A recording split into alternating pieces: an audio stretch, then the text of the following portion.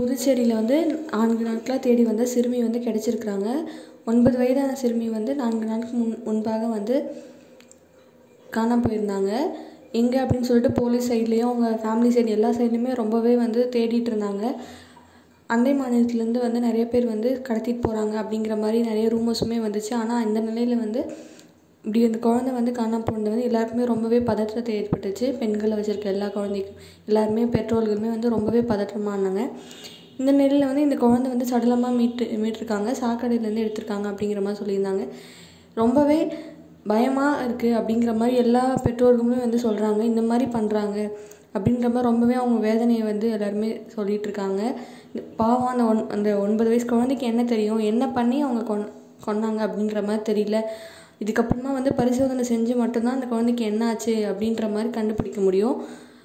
உயிர் பிரிஞ்சிடுச்சு, இருந்தாலுமே வந்து அவங்க பெற்றோர்கள் வந்து ரொம்பவே கஷ்டப்பட்டு எவ்வளோ வளர்த்துருப்பாங்க. இந்த மாதிரி அவங்களோட ஆசைக்காக வந்து குழந்தைய ரொம்பவே கஷ்டப்படுத்துகிறாங்க.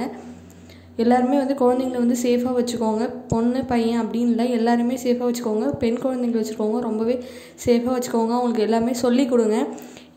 யார் வந்தால் கூப்பிட்டா போகக்கூடாது அப்படிங்கிற மாதிரி அவங்களுக்கு ஒரு அவேர்னஸ் கொடுங்க.